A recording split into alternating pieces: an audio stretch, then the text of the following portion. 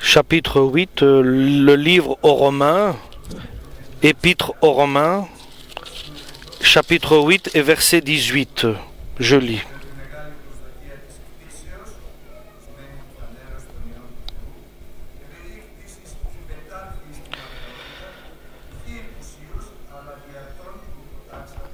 J'estime que nos souffrances du temps présent ne sont pas comparables à la gloire que Dieu nous révélera.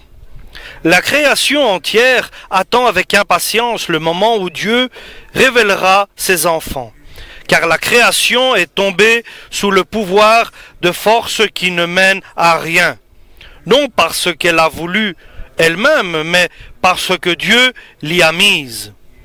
Il y a toutefois une espérance, c'est que la création elle-même sera libérée un jour du pouvoir destructeur qui la tient en esclavage, et qu'elle aura part à la glorieuse liberté des enfants de Dieu.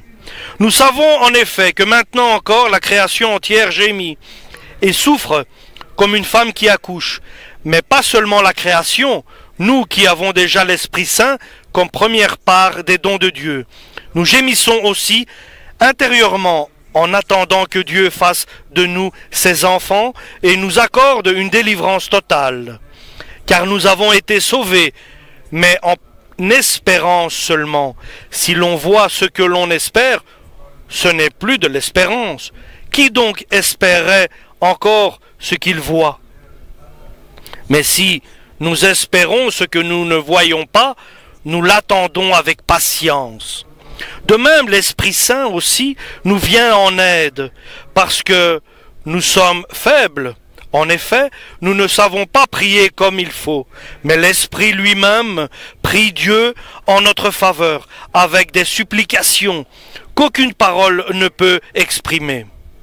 Et Dieu, qui voit dans les cœurs, comprend ce que l'Esprit Saint veut demander, car l'Esprit prie en faveur des croyants, comme Dieu le désire. Nous savons que toute chose contribue au bien de ceux qui aiment Dieu, de ceux qu'il a appelés selon son plan, car Dieu les a choisis d'avance. Il a aussi décidé d'avance de les rendre semblables à son Fils, afin que celui-ci soit l'aîné d'un grand nombre de frères. Ceux pour qui Dieu a pris d'avance ses décisions, il les a aussi appelés. Ceux qu'il a appelés, il les a aussi rendus justes devant lui. Ceux qu'il a rendus justes, il leur a aussi donné part à sa gloire. Que dirons-nous de plus? Si Dieu est pour nous, qui peut être contre nous? Il n'a pas épargné son propre Fils, mais il l'a livré pour nous tous. Comment ne nous donnerait-il pas tout avec son Fils? Qui accusera ceux que Dieu a choisis? Personne, car c'est Dieu qui les déclare non coupables. Qui peut alors les condamner? Personne. Alléluia pour la parole de Dieu. Nous vivons dans l'amour de Dieu, en Jésus-Christ. Dieu est amour. Tous les hommes, tous les êtres bénéficient par l'appel de Dieu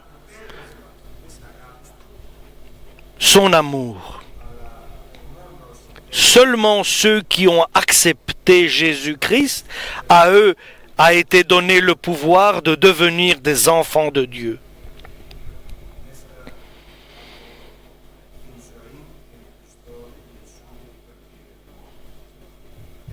C'est pour cela l'apôtre Paul nous dit, dans cette vie, il y aura des douleurs, des souffrances, de la famine, mais dans tout cela, sa volonté c'est que tout ce que nous traversons comme souffrance n'est pas comparable à la gloire que nous escomptons voir et attendons. Parce que Dieu a préparé une gloire, laquelle va être révélée le dernier temps à nous, à ses enfants. Et devant cette gloire qui va être révélée et laquelle nous pourrons bénéficier, donc il est dans notre intérêt de patienter et de traverser les épreuves et les souffrances que nous passons, dans bien sûr l'amour de Dieu par Jésus-Christ. Et ce n'est pas seulement que nous souffrons, mais tout l'univers, toute la création est dans la souffrance.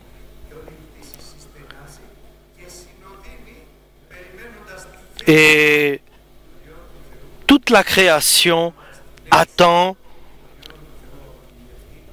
que la révélation de Jésus se fasse. La gloire des enfants de Dieu se révèle. Parce que la création aussi a été soumise,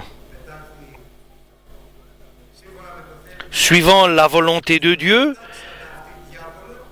au diable.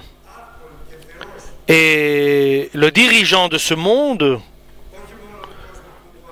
non seulement mais de cette création, c'est le diable. Et à cause de cela, il y a des guerres, de la haine et de la méchanceté. Dieu n'a pas fait les hommes à vivre dans la guerre, mais dans la paix. Mais la transgression les a amenés dans le péché et dans la corruption et dans la mort. Mais la création reconnaît et est patiente la gloire des enfants de Dieu parce que cette création-là sera aussi métamorphosée.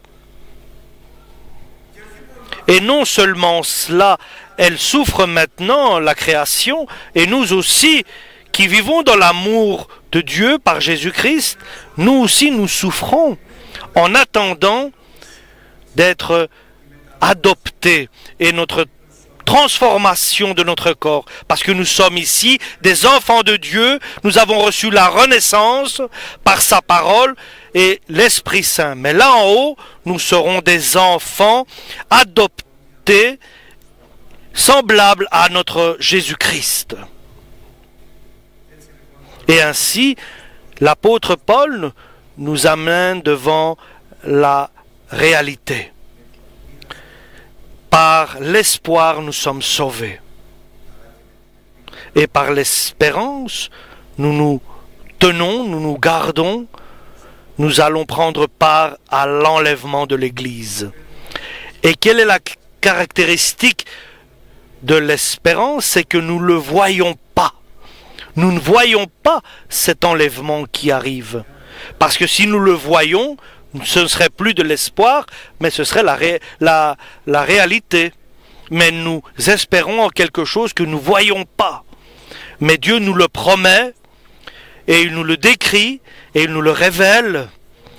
Dieu, par sa parole éternelle, il nous le dit. Ça, c'est notre espoir. Et notre espoir, c'est Jésus-Christ. Mais nous espérons quoi de Jésus-Christ? Ces promesses qu'il a faites à nous. Et par ces promesses, nous sommes unis à sa divinité. Et si nous espérons ce que nous ne voyons pas, alors, par la patience, nous devons attendre que Dieu accomplisse ses promesses. C'est-à-dire de voir, on espère, on est fidèle, ici sur la terre, nous attendons le grand changement de la bénédiction qui viendra de la volonté de Dieu, et nous espérons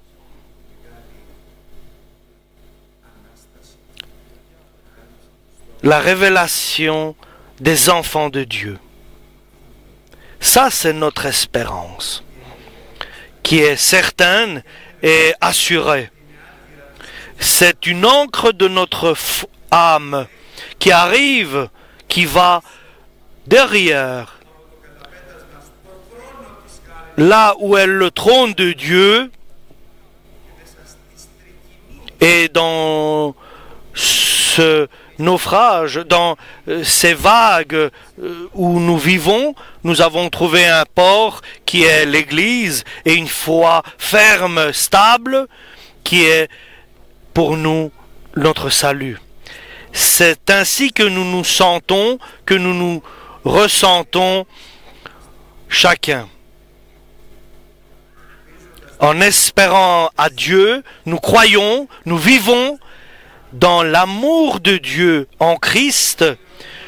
Nous sommes ancrés dans un bon port qui est l'Église de Jésus et nous avons un ancre de notre âme qui est l'espérance qui nous certifie avec serment. Il a juré avec serment, pas seulement avec une promesse, mais avec un serment. Il a juré que, frère, béni, je te bénirai, alléluia, dit Jésus-Christ, et je vais t'évoluer, je vais te grandir, alléluia.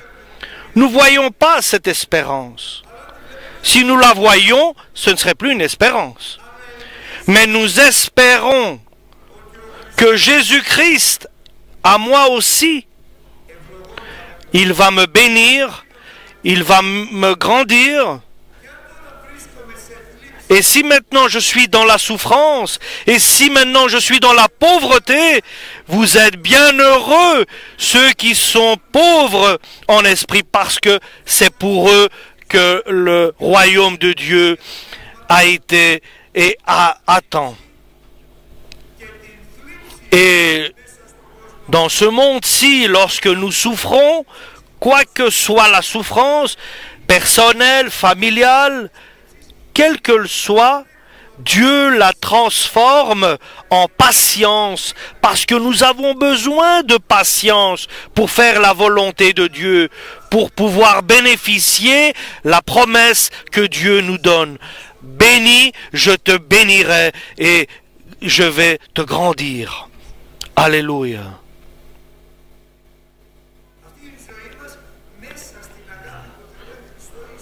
Et ça, c'est notre vie dans Jésus-Christ. Et nous disons Amen. Parce qu'il fait une œuvre glorieuse et grande et pour laquelle jamais je me vante. Et je dis de grandes paroles. Mais je suis fier, je suis heureux en toi, Jésus-Christ. Et alors, la parole de Dieu nous dit, je ne vous laisserai pas orphelins. J'envoierai l'Esprit Saint qui sera avec vous jusqu'à la fin du siècle. Amen. Alléluia. Il est en nous. L'Esprit Saint est avec nous. Alléluia. Et que fera le Saint-Esprit? Il va faire la grande différence.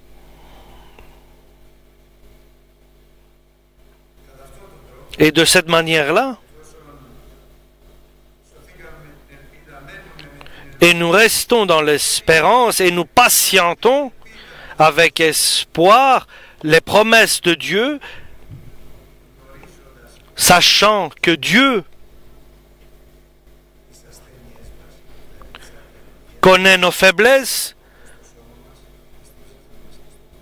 dans notre corps, dans notre âme, dans notre esprit. Et lorsque Jésus est parti, je disais, je ne vous laisserai pas orphelins, je vous enverrai le Saint-Esprit, et le Saint-Esprit nous aide. Et il nous aide. Oui, l'amour de Dieu nous aide. La grâce de Jésus nous aide. Et le Saint-Esprit nous aide aussi. Alléluia.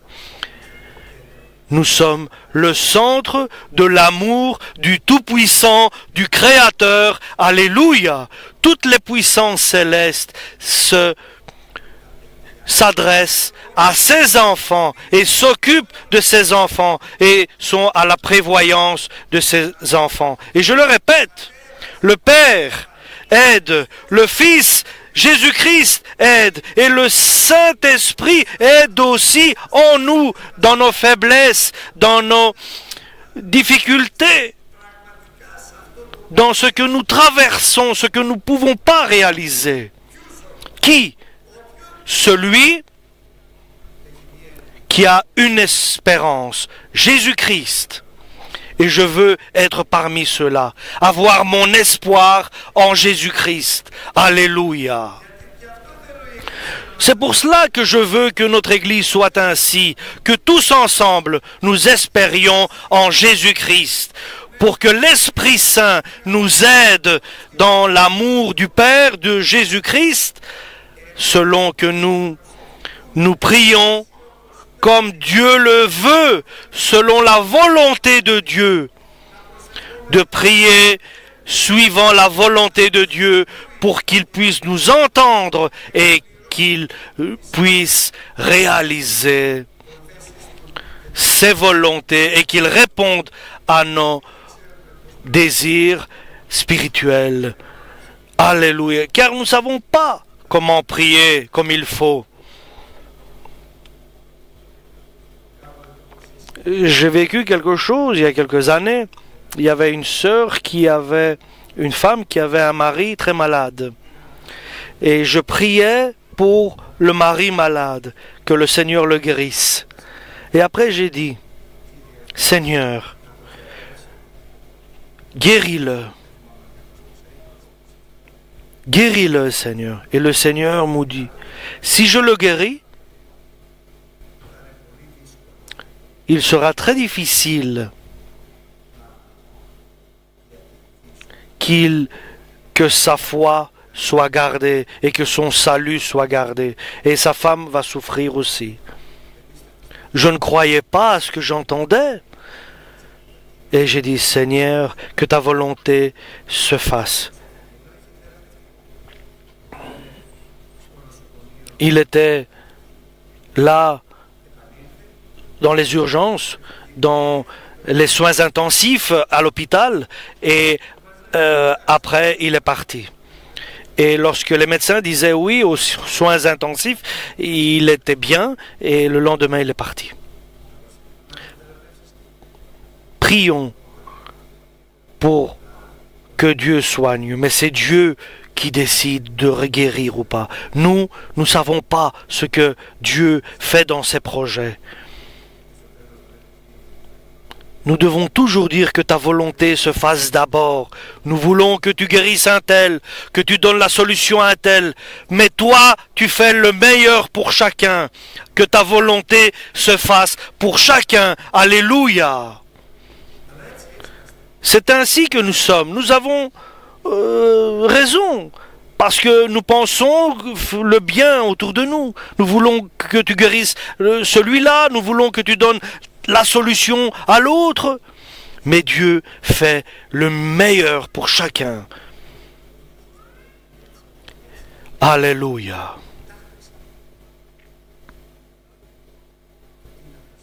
Comment prier et quoi demander, nous ne savons pas.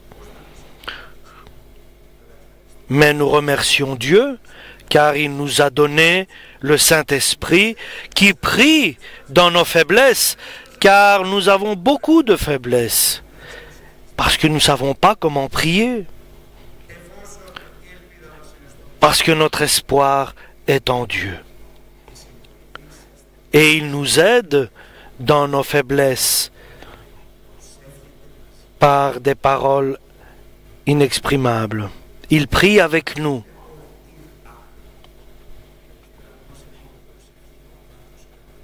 Et la prière qui vient du fond de notre cœur. Alléluia.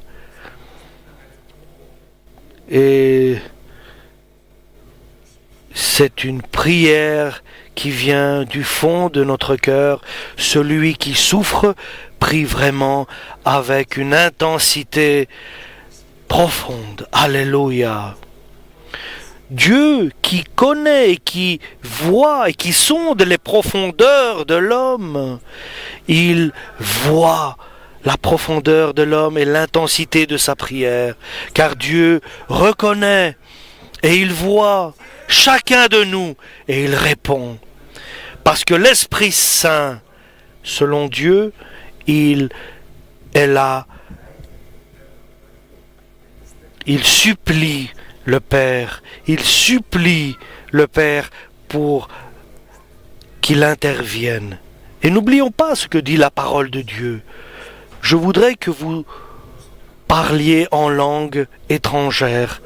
Et lui-même, parce que l'Esprit Saint prie dans nos faiblesses, dans nos difficultés, et nous le glorifions bien sûr, mais surtout dans nos difficultés, lorsque viennent toutes les difficultés de ce temps présent, et cela vient et interviennent dans notre vie personnelle, alors le Saint-Esprit nous aide à traverser toutes ces difficultés qui viennent contre nous, avec des prières intenses qui viennent du cœur.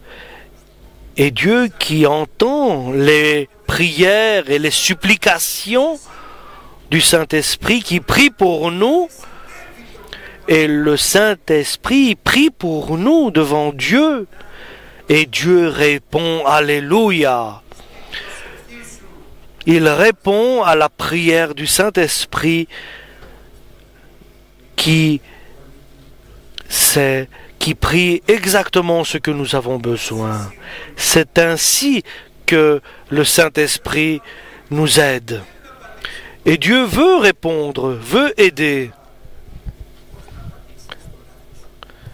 Et il répond à ce que le Saint-Esprit demande par nos prières. Il nous aide dans la prière à demander ce qui est l'important pour chacun de nous. Ce sont comme des eaux qui sortent de notre ventre et il prie pour nous.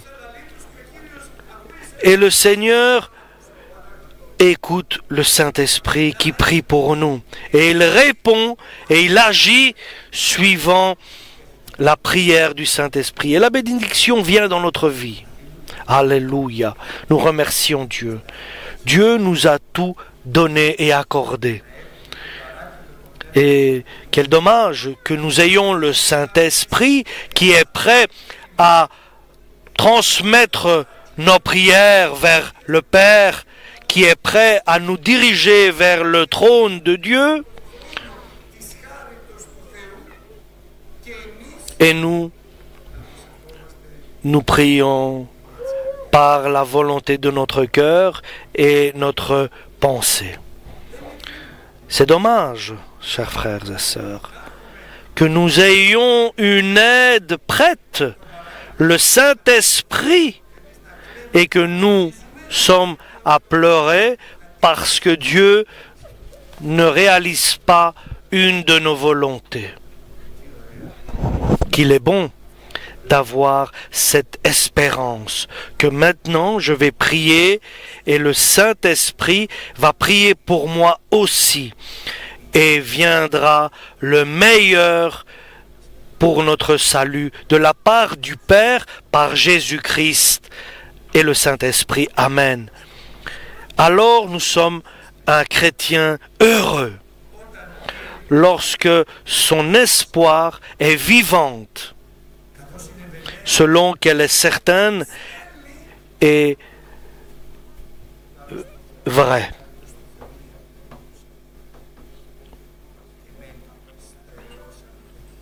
Et il reste là, au port, et il ne va pas ni à gauche ni à droite, parce que dehors, dans le monde, il y a des vagues, et il reste ferme, pour ne pas être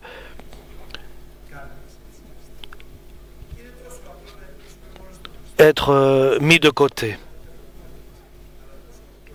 Et il est simple de comprendre ce qu'aujourd'hui Dieu veut nous donner à comprendre. Demandez et vous recevrez. Cherchez et vous trouverez. De tout notre cœur, de tout notre cœur, de toute notre âme et notre force. Et nous le cherchons, nous demandons. Alléluia.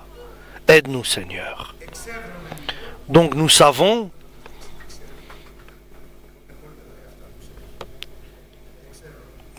donc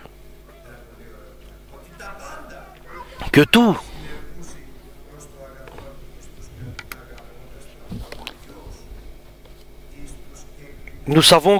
œuvre pour le bien, pour ceux qui aiment Dieu. Tout. Nous savons que toute chose contribue au bien de ceux qui aiment Dieu. Alléluia. Donc tout concourt pour le bien pour ceux qui aiment Dieu. Tout contribue pour le bien pour ceux qui aiment Dieu. Tout ce qui arrive dans notre vie contribue pour le bien pour nous. Et ceux qui l'ont connu, ceux que Dieu et qui nous a connus avant la fondation du monde. Et nous savons que pour Dieu, tout est un présent. Pour Dieu, il n'y a pas de passé, de présent et d'avenir. Pour lui, tout est un présent, il connaît tout. Donc il nous avait connus avant la fondation du monde. Et il a appelé l'apôtre Paul, l'apôtre Pierre. Il n'a pas fait d'erreur en appelant Judas aussi. Et l'homme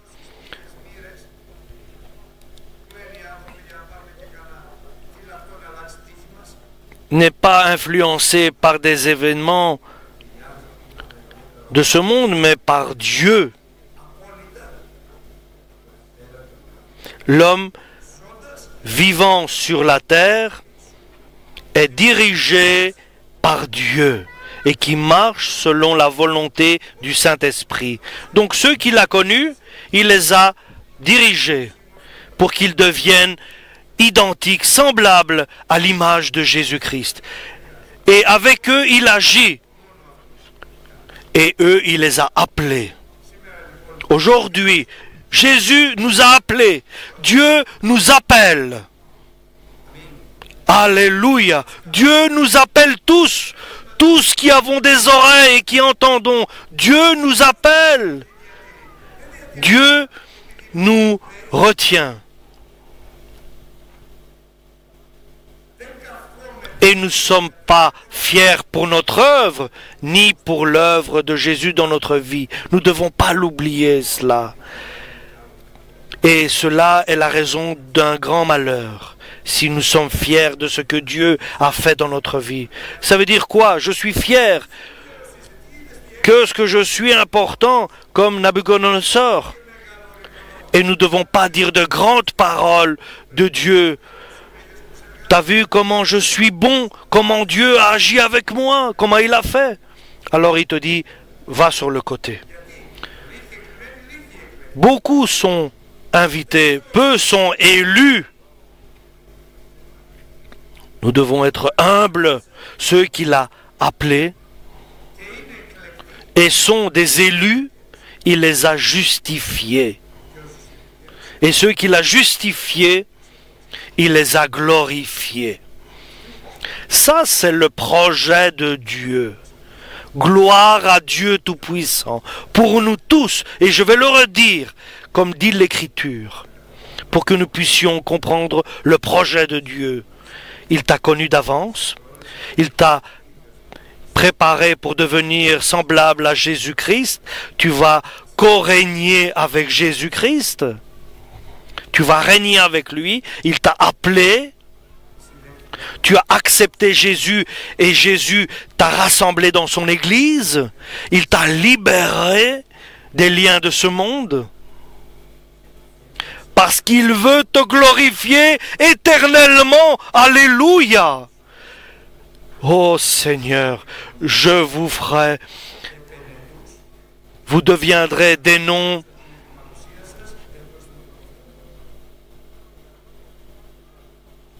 supérieurs. Alléluia. Que dirons-nous dans tout cela? Quand nous sommes dans la souffrance, dans des épreuves, lorsque nous traversons des moments difficiles, lorsque nous sommes tentés, que dirons-nous? C'est Dieu qui est avec nous. Et si Dieu est avec nous, qui peut être contre nous? Ne perdons pas notre espérance. Si Dieu est avec nous, qui peut être contre nous? Je ne perds pas mon espoir. Je ne vois peut-être pas de lumière. Je ne vois pas au fond le chemin. Je ne vois rien qui s'éclaire autour de moi. Oui, bien sûr, lorsqu'il y a l'obscurité, tu ne vois rien. Mais si tu espères que le matin arrive, à 4-5 heures du matin, il y a le soleil qui se lève. Oui, bien sûr, dans la nuit, nous voyons rien. Et nous disons pas, c'est fini, le matin n'arrivera plus. Non. Oh, nous disons à minuit, il n'y aura plus de matin. Non. Il y aura un matin. Il y aura une lumière qui viendra dans notre cœur. Le soleil va s'élever, va éclairer. Ses rayons viendront dans nos cœurs. Alléluia, c'est notre Dieu. Il viendra. Nous l'attendons. Si Dieu est avec nous, qui peut être contre nous? Et si Dieu a prouvé son amour en envoyant son Fils devenir malédiction sur la croix de Golgotha pour nous, c'est le grand sacrifice que Dieu a fait pour nous sauver. Il nous donnera tout. Tout ce que nous avons besoin, il nous le donnera, si nous avons espoir en Dieu. Bien sûr que notre espoir et notre espérance doit être en Dieu et pas ce qui est autour. Il faut que notre espérance soit vraie et sincère en Dieu. Pas dire oui, j'espère en Dieu, j'ai confiance en Dieu, mais quand même, je regarde à gauche et à droite. Non, pas une confiance pareille, mais une confiance totale, une espérance totale en Dieu. Alléluia. Qui est celui qui va nous condamner, qui va nous accuser? Qui sera? Personne. Parce que le Christ qui est mort sur la croix et qui est ressuscité maintenant et qui est à la droite du Père, il transmet nos prières. Il est celui qui est le Messie. Il est l'intermédiaire entre nous et le Père. Alléluia. Qui va nous accuser? Personne. Car il y a Jésus entre nous. Alléluia. Avec nous. Et qu'est-ce qui va nous séparer de l'amour de Dieu? Est-ce qu'il y a quelque chose qui peut nous séparer de l'amour de Dieu? La souffrance, la famine, les difficultés. Et nous avons été considérés comme des animaux d'abattoir. Personne ne peut nous séparer de l'amour de Dieu. Car dans toutes ces situations, dans toutes ces épreuves, nous sortons vainqueurs. Alléluia, par Jésus-Christ. Le Père nous entend par Jésus-Christ et le Saint-Esprit prie pour nous dans nos prières. Qui peut être contre nous si le Dieu Trinité, le Père, le Fils et le Saint-Esprit est avec nous? C'est un secret, c'est un mystère. Nous n'espérons pas en nos prières parce que souvent elles sont dans l'erreur. Et souvent nos pensées et nos avis sont dans l'erreur, Et n'espérons pas dans des situations car nous allons peut-être perdre notre chemin, mais notre seule espérance et espoir, c'est Jésus-Christ. Parce que Dieu l'a fait pour nous, l'a envoyé pour nous. Et nous devenons alors comme un arbre qui est planté près d'un cours d'eau et dont ses feuilles ne se hérissent pas, alléluia, mais sont toujours bien vertes.